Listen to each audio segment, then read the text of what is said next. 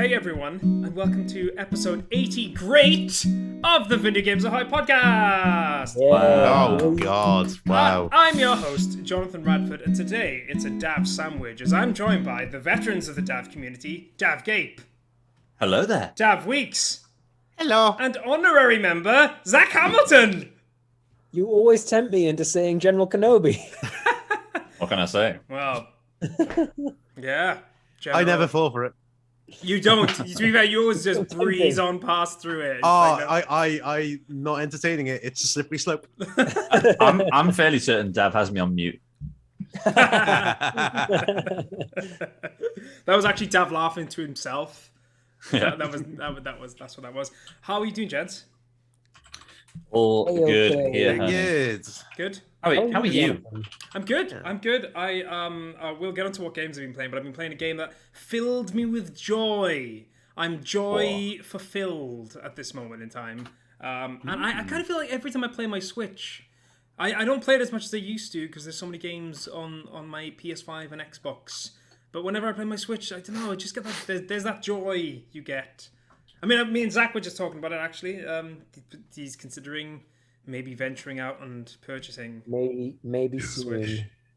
Yes. I was just saying that like part of what puts me off is like I don't want to get one because I'm not going to enjoy the novelty of it because it's something I already had. I'm just going to be like, cool, now I have that thing again. Yeah. Well, I mean, you may as well wait till the Switch Pro comes out anyway. I think that's what you should do. Yeah, I could do that. Just wait till. Just keep waiting. It's gonna come. Yeah. Someday. Is there any news of that? Because No, we had, like, I think it's just gonna be the next Switch. I think that's the Switch Pro. It's like the I Switch think 2. That's all they're it gonna is. do is keep the OLED screen and fix the Joy-Con drift, and then that's it. That's the Switch upgrade. 2. That's the That's upgrade. Switch 2.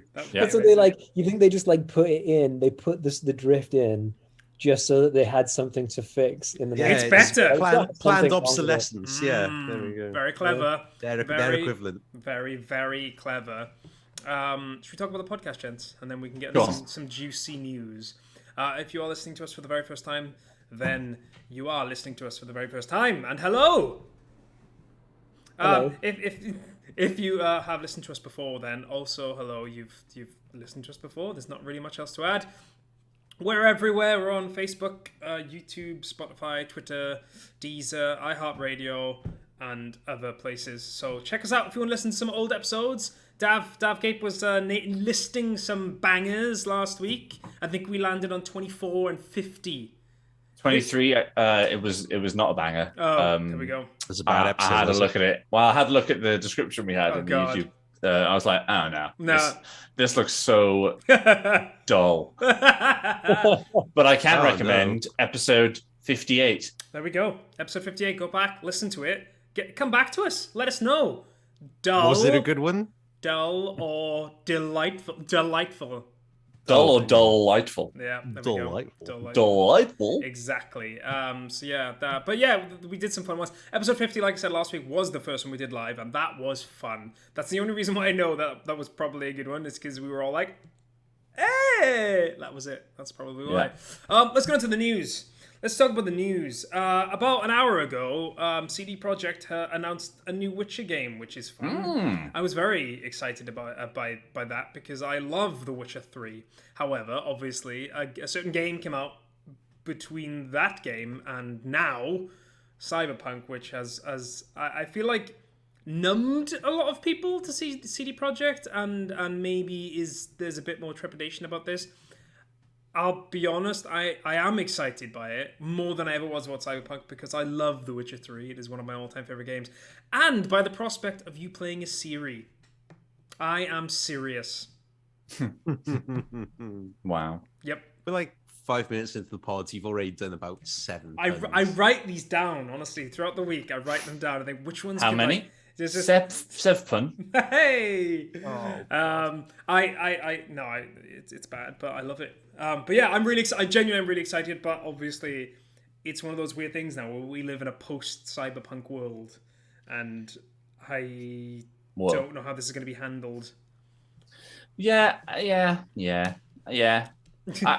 don't know if we're supposed to be excited or if this game's going to come out before 2030. Yeah, I do think it's going to. I think the time is going to take way less though. Purely because they don't have flying cars and shit. Like, it's easier to make a horse than a car. I don't know about that. I don't know about that. Or is this like a more wheels or doors conversation? Now? Is it easier to make a car? Doors are hard. Doors are very hard, apparently. Very, very, very hard. But they just need to just make sure they get the horses region all good, as Red Dead Redemption proved. That's the essence of a good game. Well, yeah, I'm sure CD Projekt Red can just buy that kind of bit of design off them. I'm sure they can license it out to something. Is it? Horse bollocks in the cold algorithm. I think that's what it's called. But specifically, there's a couple of things we should note as well. So they're actually switching over to the Unreal Engine, which is very interesting because they actually have their own engine, which is the Red Engine, which a lot of people are very confused by. People who know way more than me about this kind of stuff who were saying that the Red Engine is actually a very good engine, specifically for The Witcher and the Witcher series in general. And how it works. I think based on my lack of understanding, it seems like Unreal 5 has really streamlined the process. So if you want to make a big world fast, Unreal Engine 5 is the way to do it. Yeah. And I think that if they were trying to get this game out sooner rather than later, there's a lot of different shortcuts you can do, especially if you're planning to put the game on lots of different platforms. Yes. There are ways that Unreal Engine 5 helps developers to do that and to work with lots of different frame rates. Yeah. So I think maybe like it's worth it to them to just pay that little bit to Unreal, to Epic, to probably if they can save a year of development, that is so much more money than what they'll be paying Epic to use Unreal Engine 5. Yeah, it sounds like they've actually got a multi-year strategic partnership with them as well.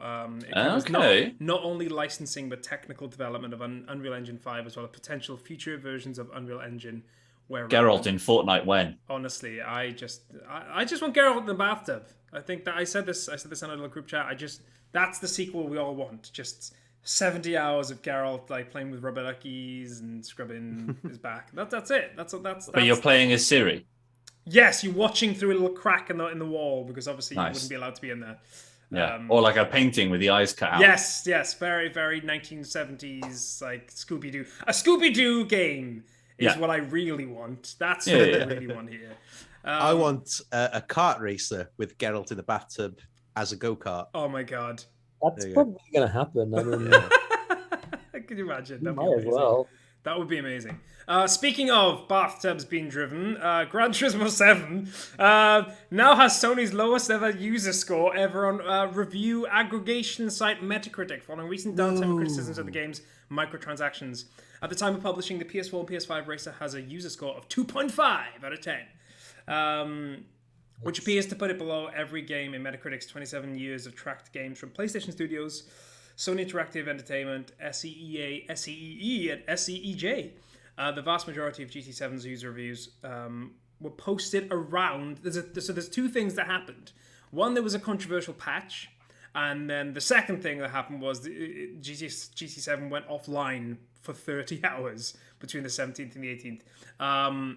And it's basically an always online game. Like you can't play most single player modes unless you're online. I thought we learned with Xbox that this was a really stupid idea. I thought we learned this 10 years ago that it's a really dumb idea to always have to be online. 100%. Like these times they are a changing. It's so weird. Like I don't understand. And apparently the microtransactions is a really big but equally separately annoying and bad issue because it's like EA bad. Yeah, it is. It really is. I literally listened to a podcast about it like half an hour ago, and like, it may be worse than what EA have done with their microtransactions in the past. Yeah, because EA have started awful and then backed off. Like, we can't get away with this. GT7 started not great and gone, hold on, we can squeeze a bit more out of them. Yep. And then upped it. Yep. Yeah, that's literally exactly what they did. They basically found a way. People were spamming certain tracks to make sure they got enough money to buy the good cars, because that's the only way you can get the good cars is by spending money. And obviously, like with microtransactions, you pay money, you get the better stuff. And they scaled back those maps they were racing on were giving out, so they would pay out less, so you could have less money to buy the better cars. So you would spend more money. It's literally what Dav has just said. It's probably worse than EA because they've gone, ooh, they're all racing on that one. It's giving out lots of money. Let's make them have less of that. It's just like, man, I don't know. This is the sad thing, really, with modern gaming, I guess. Like the always online microtransaction journey we're going on. It's shit. And people are saying that. I think that's why people are getting more interested in indie content. Same way it goes with music and movies, Yep. Just all when it goes huge and billion-dollar kind of stuff, it gets tedious. Yeah. Yep. There's really nothing else to add, really. It sucks. Yeah, it sucks. All right, let's move on to our next Sorry, story. I've just can we just pretend I said this 3 minutes ago? GT7, what does that stand for? Geralt's Tub 7? Hey. Can you edit that out, Johnny, and just pop it? Yes, what I'll do is we're streaming live. Sorry, Dan. I'll edit it so it's the What? first thing that's said in the We're podcast. on? We're live now? We're on. Better put these trousers back on. Hey.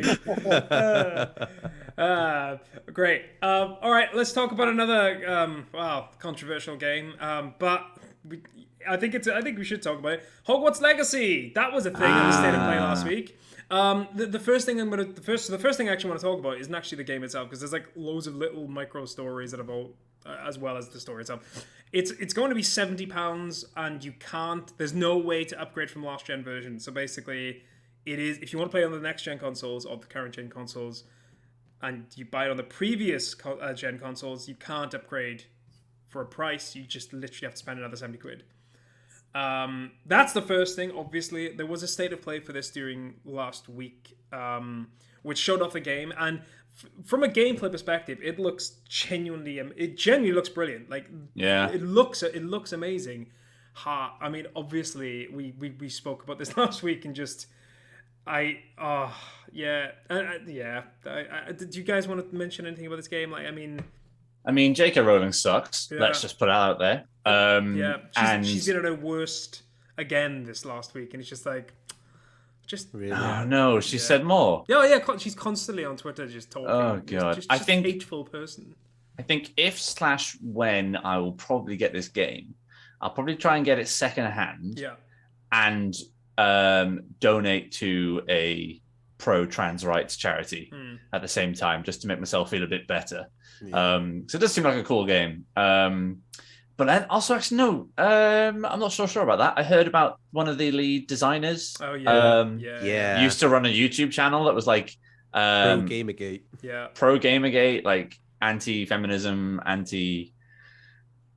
pro right-wing. And it was just really weird, man. Why are people such idiots? Oh, it's weird. Like, good Lord. I don't know if this is... I thought this was an interesting choice, considering how vocal people have been about the goblins running Gringotts Bank. Yep. And they decided to make them the enemies. Yeah. Sure. It's a bit like, guys, people have been really vocal about this. Yeah. When you were writing, did you really think that was your appropriate target to make the baddies? Yeah. It just felt like, regardless of like whether or not it's a good idea, whether or not it's like the appropriate or moral thing to do, at the very least it feels like a very stupid thing to do, because it just kind of misses it just shows that they're not really paying attention. Tone deaf completely. Or worse, completely. they're paying attention and they're choosing that it doesn't matter.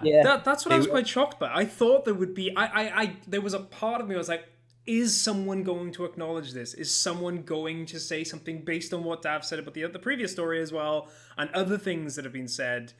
Are they going to at least acknowledge this or do something? And they didn't. And I was like, oh, there we are. Then that's just that. Yeah. Well. It kind of feels a little bit like freedom of speech, guys. I got to say what I want. Yeah. But should you? Yeah. Yeah. We'll see. Maybe this will go on a journey by the time it comes out. This will be interesting. Yes. Yeah. I think we're going to have some more. This is not the last we're going to hear about controversial things about this game.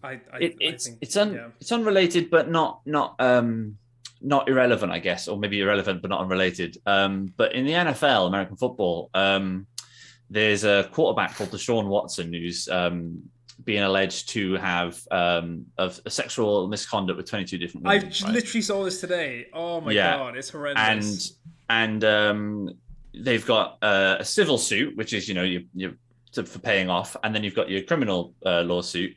And the criminal lawsuit wasn't enough proof, so it got thrown out on day one. As soon as that got thrown out, teams were trying to get him, trying to do what they can, try and trade for him with the team that he belonged to. And he's gone for this huge trade, and the team have offered him something like $250 million over 5 years, all guaranteed, which is like, it's the most guaranteed money anyone's ever been given for a contract. Ooh. And like, they're rewarding him for being an allegedly bad person, right? Like a historically bad person, and rewarding this awful behavior. And it's just so hard to see news stories like about this like lead designer, which obviously, let's be honest, a YouTube channel is not as bad as that, but it's not good.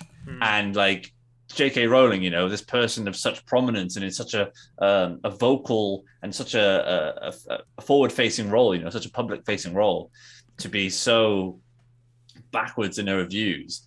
And you just think, like, how do you separate these awful people from the sport or the video game? And it's so frustrating to see that there isn't really a way to separate them, and that we are stuck in this cycle of good things getting ruined by bad people. Yep. Yep. I think we said this last week, specifically with J.K. Rowling. It does feel like she is just burning her entire reputation, and she could just go away, and like Zach said, actually, just shut the fuck up, just not saying anything.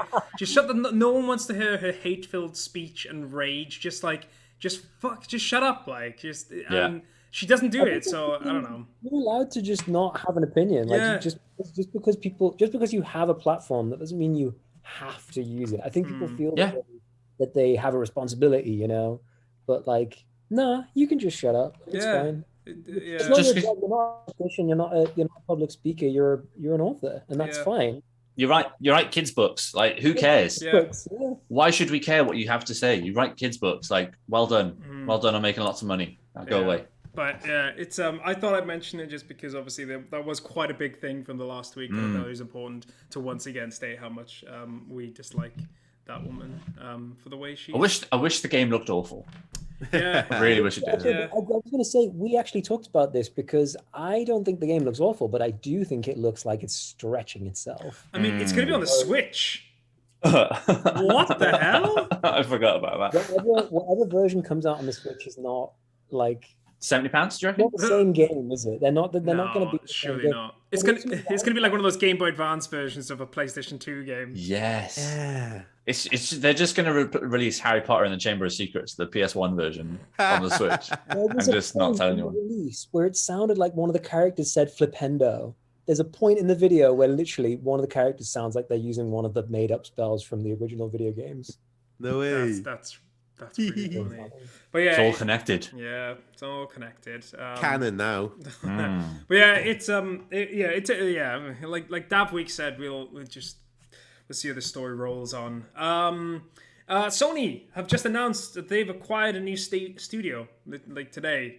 Jade Raymond's new studio, Haven, for an undisclosed price. Last year, the veteran producer behind Assassin's Creed and EA's Motive Studio left to position as Stadia's development boss after Google decided to close its internal games development studios. And they've signed them. Apparently, they're really happy with. They were making They are currently making a game for Sony. And apparently live service game, right? Yeah, live service game. Sony were really happy about it. And they're like, okay, well, we'll just buy you, and that was it. So they bought them. I mean, we've not seen anything about that game yet, and we don't really know much about it other than it is a live service game and it is going to be multiplayer, all that kind of stuff. I mean, those words in general do not interest me in the slightest, so I can't imagine I'm going to play this game. But I mean, they must have been doing something right for Sony to buy them before the game is even like shown anything publicly. Yeah. I don't know if Jade Raymond deserves all the credit she gets. Like, she was a producer for Assassin's Creed. Yeah. And then became managing director of Assassin's Creed Unity. The best one. Exactly, the worst one. And Far Cry 4, which I liked, but it's a complete carbon copy of Far Cry 3. Oh, yeah. Yeah. And I mean, she was the general manager. Yeah, she was the general manager of Star Wars Battlefront 2, which launched awfully. Yeah, it was pretty bad.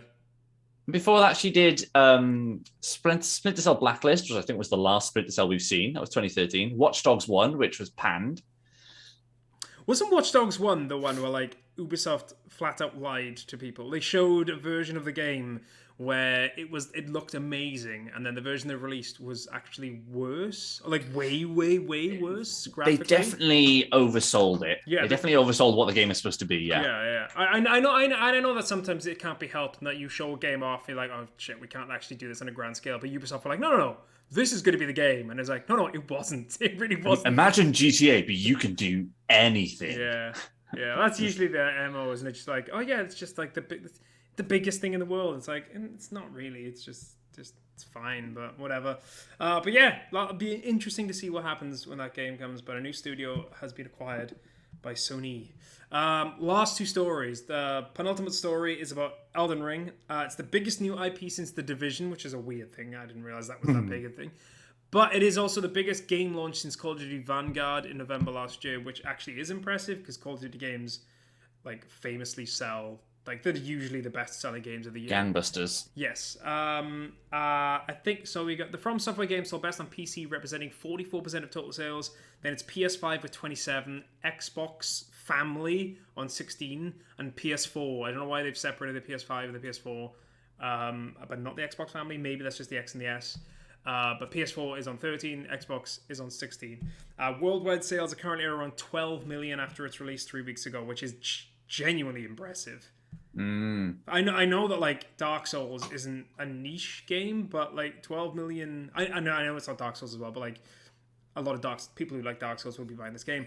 But that's seriously impressive. 12 million in 3 weeks. I think it's the Gurm factor. Right? Because everyone who already cared about Dark Souls or Bloodborne and stuff was buying this game anyway. Yeah. The way you get bigger numbers is go, hey, you know the guy who wrote the books of Game of Thrones that everyone loves? He wrote this game, which he really didn't. Like, he did a lot of the background world stuff, but like name the tree. Yeah, exactly. Yeah. But everything that people like in that game is all Miyazaki. Yeah, Miyazaki.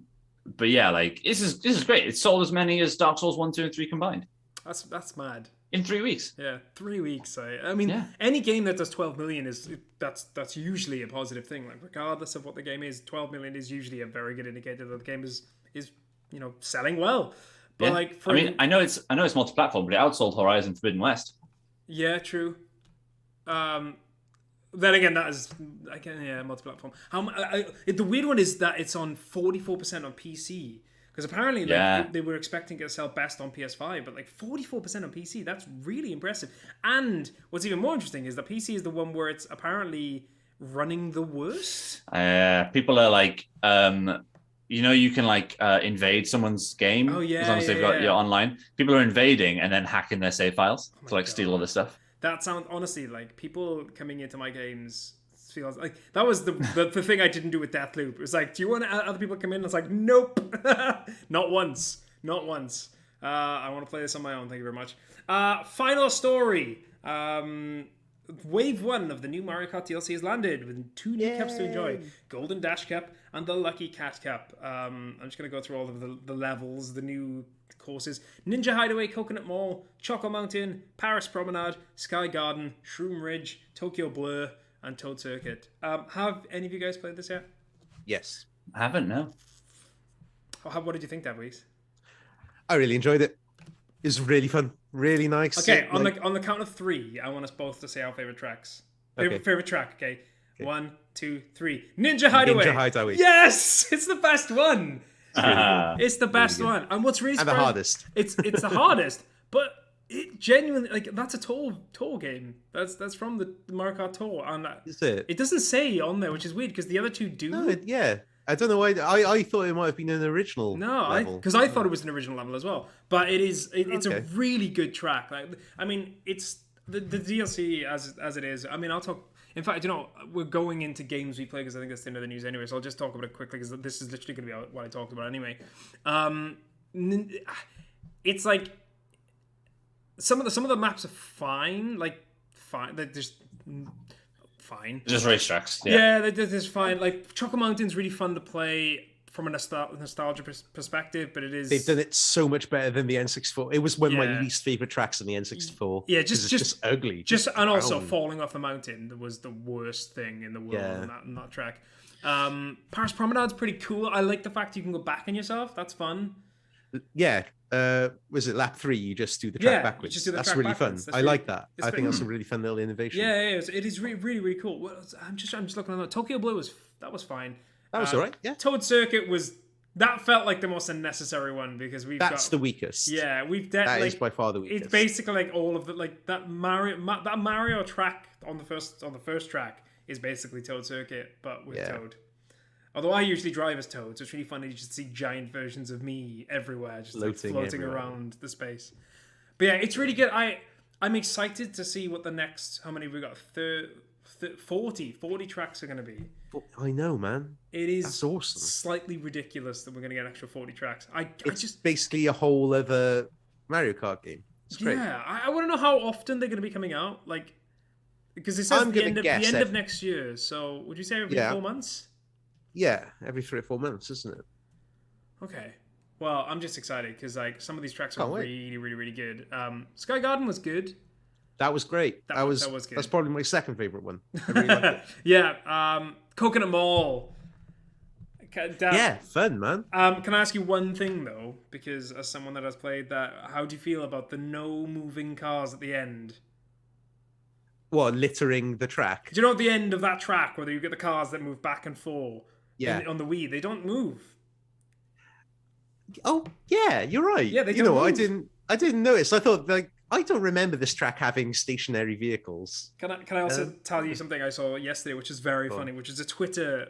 It's obviously something from Twitter, so it's going to be a ridiculous thing. But someone was complaining on Twitter that the ramps were not escalators.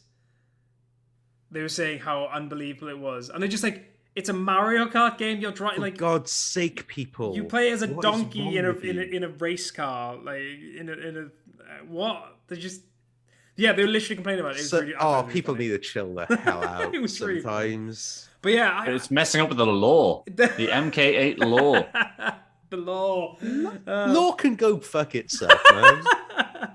But no, it's I mean the DLC is really good. I would definitely recommend it. I was trying my best. I wanted to beat the 200cc within the day. I was like, can I do it? And I just about managed to do it on the lot. Like I was literally playing at like 8 o'clock, and I've been playing all day. I just about managed to do it, but like it's hard. Like some of them are really hard. Which one? The one you said, Ninja Hideaway. I think that's probably the hardest one. Oh man, so I did everything on 150, and I got fifth. Oh. And it's just like, oh, and just damn it. Yeah, it's really tricky. It is really fun though, and I'm really excited to see what the other guys say when they when they get a chance to play. But yeah, definitely excited. I was excited by it. But that's it. That's pretty much all I've been playing. Other than GTA 5, I did get a chance to play that for a little bit, and it's been fun revisiting. They've not really. It doesn't really look that much different to GTA on the PS4. Maybe I'm just misremembering, but yeah, I don't really know what they've done that much. Anyway, does anyone else want to talk about games they've been playing? To stick on a Mario theme, I can give you the other game I was playing. Go for it. Was Mario Party Superstars. Oh, okay. I know when they announced it, I was really angry. Yeah. And I was like, Rightly why is so. this? Yeah, why is this not DLC? Yeah. And like basically a fix and an apology for Super Mario Party. So needless to say, I traded in Super Mario Party and bought Superstars, having seen some reviews. Nice. And yeah, basically let's just pretend Super Mario Party never happened. You Mario we'll just Golf say- that sucker. Yeah, I did. Yeah, I did.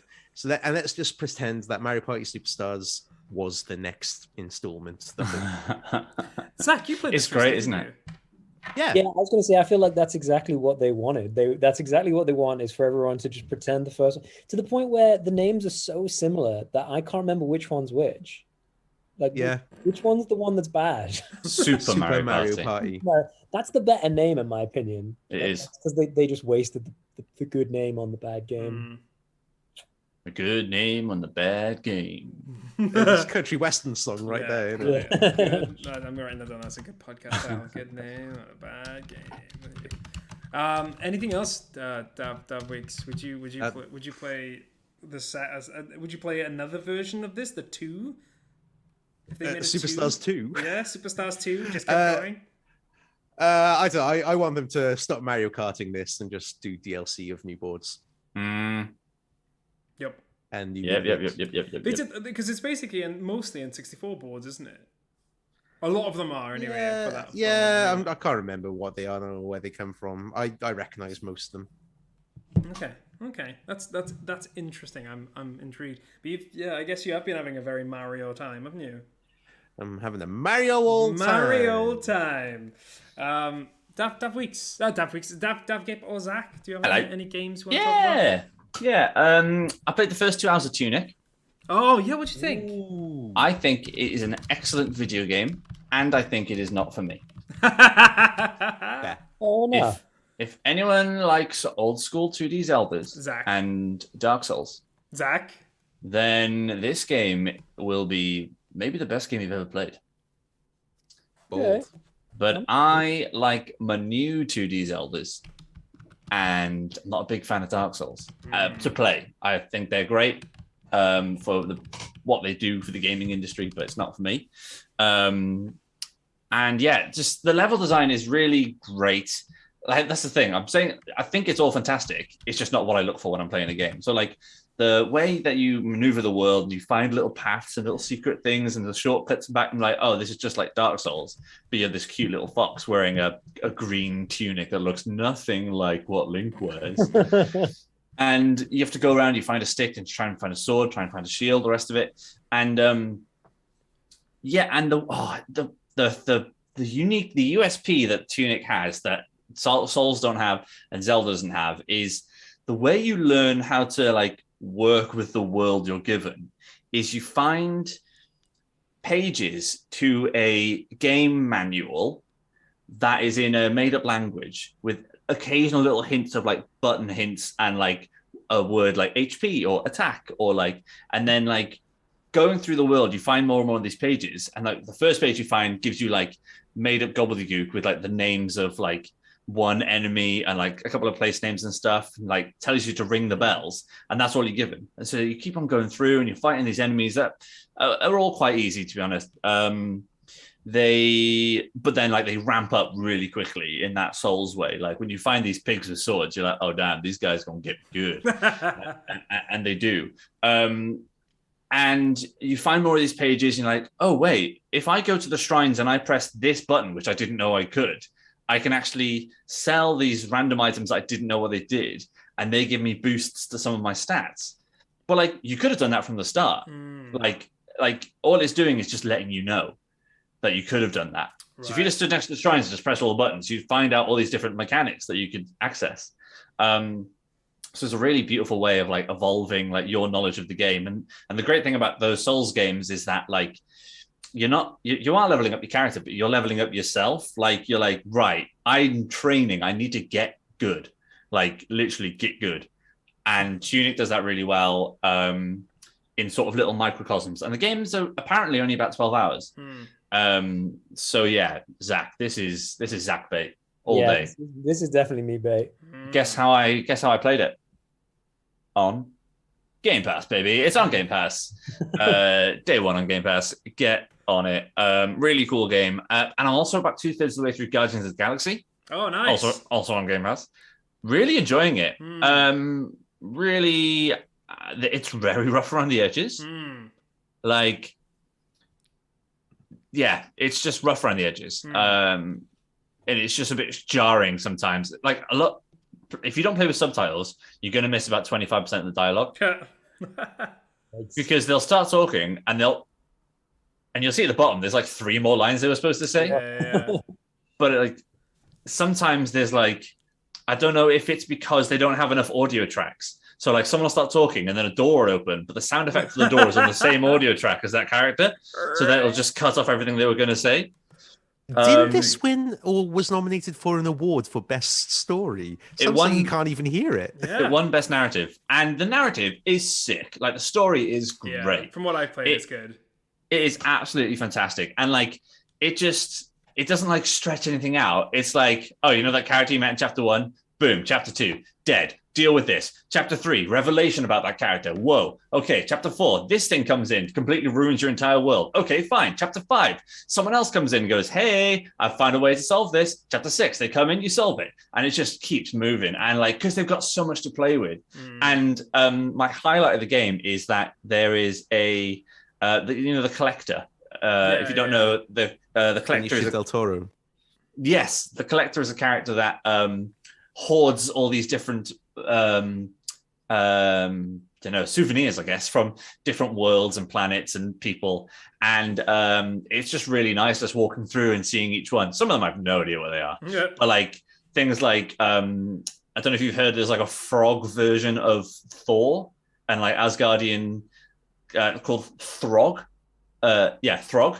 And they've also got a hammer called Frognir, whatever it's called. Yeah. And you go in, the first thing you see is this tiny little Mjolnir hammer. And you're like, oh my God, this is so cool. And then you go all the way around, you come to the other side, and Frog is just like there, like floating in this box. Oh God.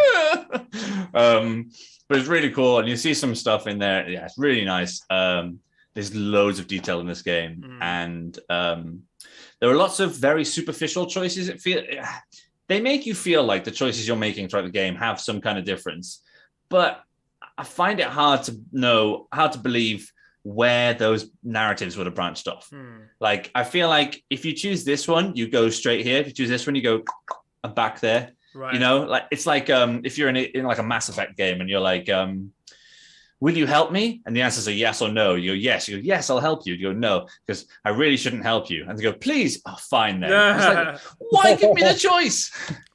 But so a lot of that, but like it feels good and the dialogue's great. And it has that God of War 2018 God of War kind of thing of like, as you're walking, the characters will interact with each other and stuff. And that gets some really nice character moments in that when you can hear them. And some nice things of like in the first level, sorry, spoilers for the first level. There's a branching path and Rocket, you're with Rocket and Drax, Rocket and Groot. And Rocket's like, right, I'll blast through a hole here. Now we can go through this way. And there's a little path that way. You go, what's down there? Is there going to be a little collectible? And Rocket's like, I told you that was the wrong way. And there's nothing there. It's just a dead end. He's like, I told you it's a dead end. Like, why did you go down there? Like, damn it. Damn you. You knew, didn't you? You knew I'd go down there. But no, really cool game. Like, really, really cool game. I really enjoyed how they basically told Rocket to channel Bradley Cooper as much as possible.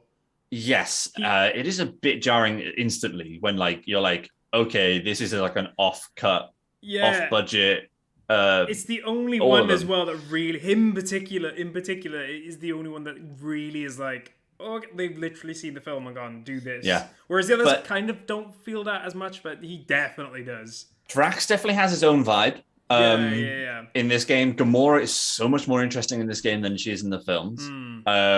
Star-Lord is really cool. You get to see some backstory and they keep peppering that in throughout. And it's really nice to see that. And his character the character's story is good enough that you ignore the fact that there was already a Star-Lord who was, Mario in Guardians of the Galaxy was pretty good. So Chris Pratt, he's pretty good. And Rocket, it's just Bradley Cooper basically, but has his own nice arc to it. And the Groot, I think, is also better in this game. So even though the characters are what makes the films great, those characters, a lot of them are actually better in this game than they are in those films. So definitely recommend it. Yeah, that's all. Like, no, I need to pick it up again. I've just been really busy, and I wanted to play GTA 5 just to see what it looked like, and I've been playing that for a little bit. But I'm probably going to pick that up again next week because it was a lot of fun. And the soundtrack is awesome. It's So good. such a good soundtrack. It's just lots of 80s and 70s bangers. Absolute So bangers. like, I don't give a damn about my reputation, dude. Like all songs like that. It's so good. It's such a good soundtrack. But anything else, Dave? Nope, not yet. Awesome. Cool. Zach, been playing anything? Well, I mean, I can tell. I think I told you guys on the WhatsApp group, but for everyone else, I can tell you that I officially deleted Marvel Spider-Man off of my. Oh, You you did, gave you up. did. I gave up. I actually reached the point where I remembered being at the same stage in Horizon and feeling like I just don't want to finish this. And this time I was like, I just don't need it this time. I don't need. I even put it back on. I was like, you know what? I'll give it one more chance. And then it came back up, and it was like save state, and I was playing as Mary Jane, and I was like, Oh, was that when she's in the office, or is that the one I don't she's know, in man. the, Like she's... I just saw the back of her head, and I was like, you don't swing around. You can't do anything a spider can. And I turned it off and I deleted it. And I feel a bit bad because one of my friends has offered to loan me Miles Morales, and no is the answer. Nope, I won't be playing that either. But what I have been doing is playing. I probably talked about this a little bit before. I play Pokemon Showdown, which is like the online ranked Pokemon. You can make your own teams, and that's really cool. I don't really like doing that because I can't be bothered. I'm trying at the moment to reach 1800, which is like a particular score. You have to win like an absurd number of battles. I'm currently basically what happened was I sat and thought to myself, hey, I'm at like 1300. That's pretty good. It's not very 1300 sucks. I looked it up and everyone was like 1800 is like decent. That's what everyone sort of agreed on.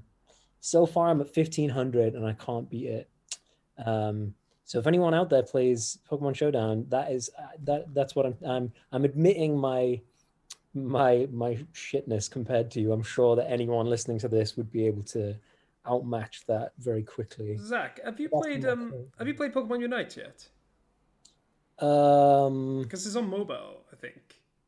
Wait, Unite is the MOBA, is it? Yeah, it's the mobile one, yeah. Yeah, no, I have. I don't really like MOBAs very much. Oh, okay, fair enough.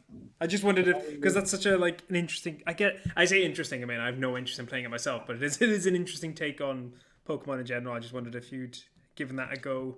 No, well, I mean, like Showdown. I mean, competitive Pokemon is kind of just like it's all just like probabilities and like it's like part memorization because you have to memorize like type matchups and like stats and stuff, and then it's just like probabilities. It's like the chances are that I can get a 2-hit kill, but there's also a chance that I don't get that. Yeah, and then like a little bit of prediction. There's a little bit of poker in it, which doesn't really work online because you can't read an opponent that you can't see. I mean, you can judge a little bit based on what they've done, but you get like, you don't get very much time. If someone predicts something online, it's like, well, how was I gonna guess that? That's the only thing that I think leaves wanting. It's just that, I mean, I said to you guys a while ago, like I love the main games. I just kind of find the battling just kind of like I'm kind of bored with the battling now, just because it's like you just sort of level up and then Arceus was a nice twist on it. Yeah, see, I did actually feel that way having had a little go of Arceus. It felt like what the formula needed, like in terms of like revamping the whole thing. It's crazy though, because like I think I've had this conversation on this podcast so many times about like I really want to enjoy Pokemon as much as possible because it is a really cool franchise. It just has certain limitations, and whichever way that you enjoy it, it's going to have its limitations, and that's kind of fine. It's a testament to it that I'm still trying to find new ways of enjoying that very medium. So yeah, that's what I've been doing. Have you seen any bad video game films in the last week? Oh, that's the content we come for. Yeah, no, that's true. I actually didn't this week. I didn't subject myself to it. You not watched Uncharted? No, I thought about it though because we wanted to go and see Spider-Man because I still haven't seen the new Spider-Man. We were like, oh, maybe we'll go see Uncharted because that'll be similar. And then I was like, nah.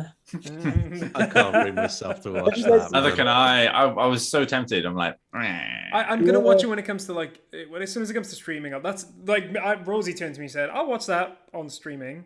That's like, yeah. You want to be in a position where you can turn it off and put something else on. You don't want to have paid money. I want to be able to play my Switch while I watch it. Yeah, that's also it. Yeah, totally. Let me play Fire Emblem while I watch this. Yeah, absolutely. Awesome. I think that's it, gents. Unless anyone has. I have one quiz question. Okay, go for it. I love it. Each of you, give me a number. The difference that Super Mario Party got. Okay. To Mario Party Superstars. So, like, overall out of 100, let's say one got 5 and the other one got 10, then you'd say 5 points. That's the most difference. Okay. I will tell you, Super Mario Party scored less than Mario Party Superstars. But I want to know what you think the interval is. I think Super Mario Party got a 76, and I think Super Mario the other one, the new one, got 78. Okay, so you think a 2-point difference? 2-point difference. All right. I'm going bolder than that. I'm going to say a 20-point difference. Whoa. Okay, 20 points. So I know that's what I would give it. What do you think they scored then? Like, like 50 and 70. Good. Zach, what do you reckon? I'm going to say they scored exactly the same. Exactly the same? I'm just going to say it. I'm going to say that they scored exactly the same. And well, I have to say it. Daf Weeks comes third. Not a surprise. Zach comes second. Jonny, 2 points. It was 2 points difference. What? And you were only one off. Super Mario Party got 77 and Mario Party Superstars only got 79. I'm happy with that. Wow. I think Superstars got shafted. That's such a much better game than Super Mario Party. It really is. Like, for the same fucking IP, it's surprising how... The gameplay is completely different. Yeah. It's like playing Monopoly and Catan. Yeah, they're completely different. Like, Monopoly is a piece of piss. You just walk around, buy everything, and then that's it. That's what Super Mario Party is. Yeah. Also, completely arbitrary and random. Yeah. Like, because you know that at the end of the game, you just get awarded random stars. Which you do in Mario Party Superstars, but you feel like not in the same way, and you feel like that there was enough chance within the match to actually get a sort of divide between you and the other players. Yeah, exactly. That actually meant something. And you just don't get that in Super Mario Party. There's nothing. Getting blue shelled, but you're a lap ahead, so it doesn't matter. Like, fine, blue shell me. I don't care. Yeah. But it's like blue shell every 5 seconds in fucking Super Mario Party. It's completely arbitrary. The whole endeavor of Super Mario Party is utterly futile. Can I tell you? Oh, this is a question. Let's on the fly. Genuine question. Do you know what the blue shell is actually called? Does anyone actually know what it's called? Spiky. The ultimate leveler. It is known as the that. Equalizer. The Equalizer. That's Daf Weeks. You're actually not that far off. It's Spiky shell. It's spiny shell. Spiny shell. Because it's this. I think it's called spiny shell course or something. Spiny shell cup. I think is the blue shell cup. Who calls it the spiny shell cup? It's the blue shell. It's the blue shell. It's the blue shell. Jonny, I think you've got something to answer for. Yes, I was going to say. Well, actually, Zach probably has played Super Mario 3D World as much as me. Chickpea in the chat is asking, why didn't you tell her how rage-inducing Super Mario 3D World is? Was Zach in your group throwing you off? Was it just... Because that's what he did with me and Rosie. I've done that with 3 different groups of friends.